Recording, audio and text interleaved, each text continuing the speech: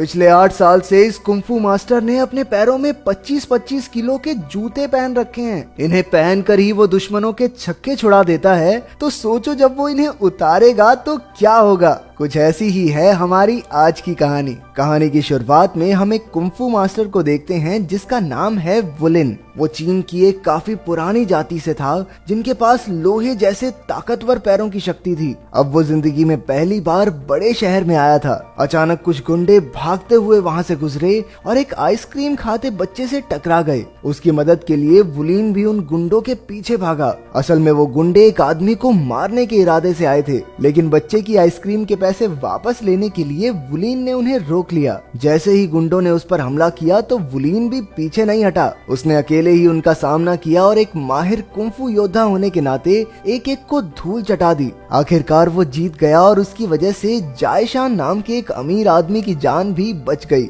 उस आदमी ने वुलिन को कुछ पैसे देने चाहे, लेकिन वुलिन ने इनकार कर दिया। फिर वो वापस उस बच्चे के पास गया और उसे एक नई आइसक्रीम दिलाई। अचानक उसे चारों ओर से कई गाड़ियों ने घेर लिया। फिर उनका सरदार जियांग ली बाहर निकला और उसने वुलिन को गले लगा लिया। वो भी एक कुंफू योद्धा था जो अब बॉडीगार्ड्स की कंपनी चलाता है। वुलिन और जियांग ली बचपन में एक ही गुरु से कुंफू सीखा करते थे। दोनों एक साथ ही बड़े हुए और फिर जियांग ली शहर में आकर रहने लगा। अब तो वो अमीरी की चकाचौंध में अपने गुरु की सिखाई बातें भूल चुका था। फिर पता चलता है कि जियांग ली ने खुद से गांव नहीं छोड़ा था, बल्कि एक दिन उससे ट्रेनिंग में गलती हो गई थी जिसकी वजह से गुरु ने उसे निकाल दिया था। अब वुलिन ने उसे गुरु की अस्थियां दिखाकर कहा कि गुरु की मौत हो गई है। ये सुनकर जियांग ली फूट फूट कर रोने लगा। अगले दिन वो दोनों जियांग ली की कंपनी में गए। फिर जांच के वक्त वुलिन को अपने जूते उतारने को कहा गया क्योंकि वो लोहे के बने थे, लेकिन जियांग ली इन जूतों की कहानी जानता था, इसलिए उसने वुलिन को अंदर आने दिया। वहाँ जायशान जियांग ली के पास अपनी बेटी के लिए एक बॉडीगार्ड लेने आया था। जियांग ली ने उसे अपने आदमियों की ताकत का नमूना दिखाया,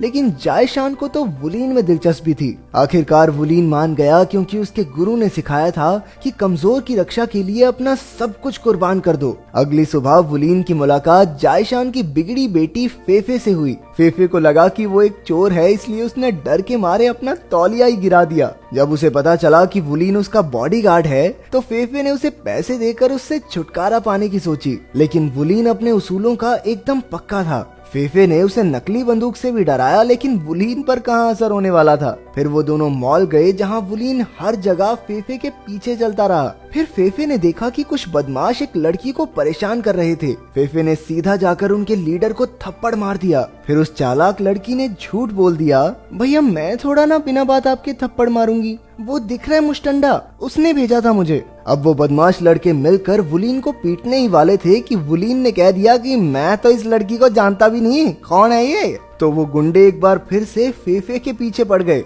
वुलिन भी मुस्कुराकर उनकी चूहे बिल्ली की दौड़ देखता रहा। थोड़ी देर मजे लेने के बाद उसने फेफे की मदद की और उन गुंडों को भगा दिया। रात को उसने सपने में देखा कि उसके पिता ने उसे एक पहाड़ी से नीचे फेंक दिया। असल में ये उसके साथ असलियत में हुआ था जब वो सिर्फ 7 साल का था। उसके खुद के पिता ने उसे जान से मारने की कोशिश की थी। उन्होंने ऐसा क्यों किया ये वुलिन को नहीं पता, लेकिन उसके पिता ने कहा था कि सफलता के लिए कुर्बानी देनी पड़ती है। फिर हम मिस्टर फू नाम के एक गैंगस्टर को देखते हैं जो जायशान का बॉस हुआ करता था, लेकिन अब वो जायशान को मारना चाहता है क्योंकि उसके पास फू की सारी काली करतूतों के सबूत थे। तभी एक ज्योतिषी ने बताया कि फू की मौत जल्द ही होने वाली है। ये सुनते ही फू ने गुस्से में उसे गोली मार दी। अगर ये पहले अपना भविष्य देख लेता तो ऐसी बकवास ना करता ना गैंगस्टर के आगे। अगले दिन वुलिन और फेफे एक रेस्टोरेंट में गए। फेफे खाना खा रही थी और वुलिन उसके पास खड़ा सब पर नजर रख रहा था। अचानक उसने एक वेट्रेस को पकड़ लिया क्योंकि वुलिन के मुताबिक वो फेफे को मारने वाली थी।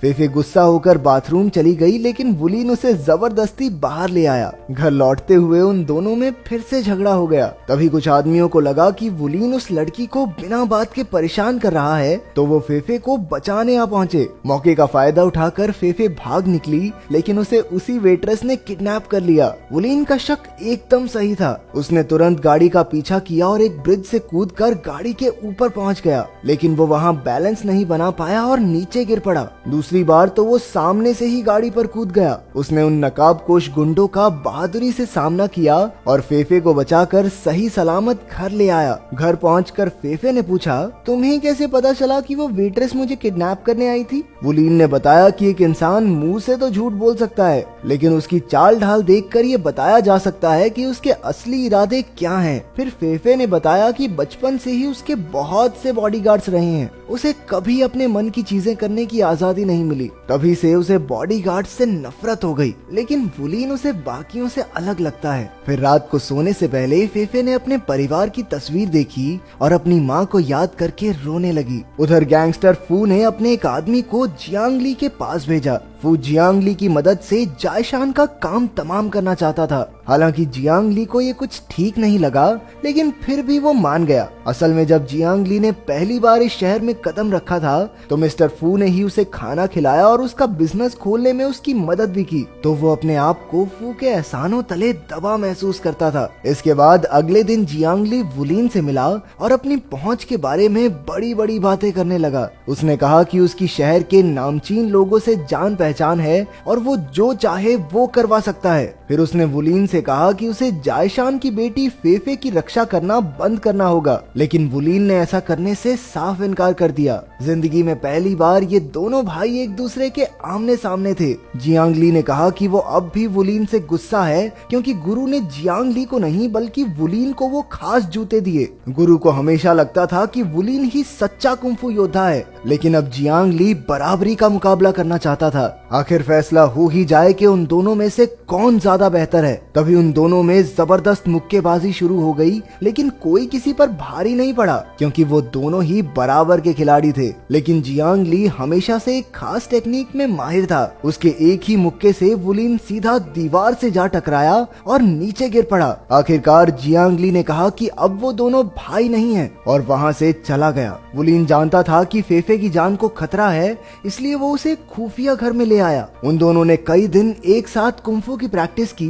फिर वुलीन ने बताया कि उसका एक जूता 25 किलो का है। उसने पिछले 8 साल से ये जूते पहने हैं ताकि वो महाशक्तिशाली बन सके। जिस दिन उसने वो जूते उतार दिए उस दिन कोई उसकी शक्ति का मुकाबला नहीं कर पाएगा। फिर एक दिन जियांगली के आदमियों को वुलीन और फेफे के ठिकाने का पता चल गया, लेकिन जियांगली जानता था कि उसके आदमी वुलीन के सामने एक सेकंड भी टिक नहीं पाएंगे। इसलिए उसने अपने गुंडों को काफी भारी हथकड़ियां दी जिससे वो वुलीन पर काबू पा सकें। फिर उन्होंने रात को चुपके से वुलीन पर हमला बोल दिया। वुलीन और फेफे भागकर जंगल में चले गए और वुलीन वहां भी गुंडों का सामना करता रहा। इसी मौके का फायदा उठाकर 2 गुंडे फेफे को उठाकर ले गए। वुलीन ने भी उनका पीछा किया, लेकिन उसने गलती से हथकड़ियों पर पैर रख दिया। अब उसके जूतों के साथ साथ उसके पैर में जंजीरें भी थी। फिर भी उसने हिम्मत नहीं हारी और उन गुंडों को उनकी नानी याद दिला दी। लेकिन आखिर में उन्होंने वुलीन के दोनों पैर बांधकर उसे दीवार में दे मारा। इसके बाद एक आदमी उसे खींचकर एक खेत में ले गया। जियांगली की आंखों के सामने उसका भाई आखिरी सांसें ले रहा था, लेकिन उसने अपने दुख को गुस्से से दबा दिया। उसने आगे बढ़कर वुलीन की छाती में जोरदार मुक्का मारा।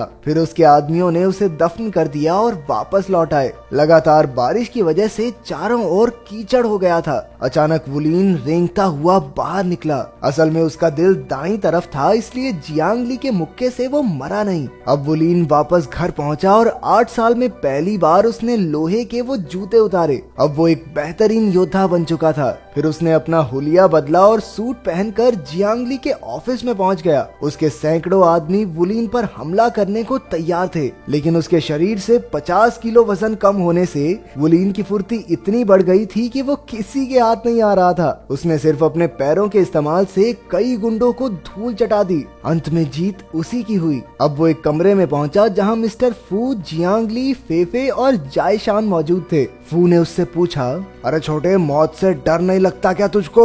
इस पर वुलीन ने जवाब दिया कि सफलता के लिए कुर्बानी तो देनी पड़ती है। ये सुनते ही फू के पैरों तले जमीन खिसक गई, क्योंकि उसने अपने बेटे को मारने से पहले यही कहा था। कई साल पहले फू और जायशान एक साथ काम करते थे, लेकिन एक बार फू ने धोखे से जायशान को पुलिस के हवाले कर दिया, जिसकी वजह से उसकी पत्नी की भी मौत हो गई थी। तब से लेकर आज तक जायशान फू से बदला लेने की फिराक में था। फू अपने बेटे वुलीन से बेहद प्यार करता था, लेकिन एक दिन उसने देखा कि वुलीन ने एक जंगली जानवर को सिर्फ उसकी आंखों से घूरकर भगा दिया। फिर फू को एक ज्योतिष ने बताया कि उसका बेटा ही उसकी मौत का कारण बनेगा, और इसी वजह से उसने अपने ही बेटे को मारने की कोशिश की थी। हालांकि वो तो सिर्फ अभी एक बच्चा था, लेकिन आज वुलीन को अपने सामने जिंदा देखकर फू हंसने लगा, क्योंकि ज्योतिष की बात तो सच निकली। फिर उसने वुलीन पर गोली चला दी, लेकिन जियांगली बीच में आ गया। वो फू के हाथों की कठपुतली बनकर थक चुका था। फिर उसने कहा कि वो अकेला वुलीन का सामना करके उसकी नई शक्ति को परखना चाहता है। उन दोनों में जबरदस्त लड़ाई शुरू हो गई, लेकिन इस बार जियांगली अपने अनोखे दस्ताने पहनकर आया था।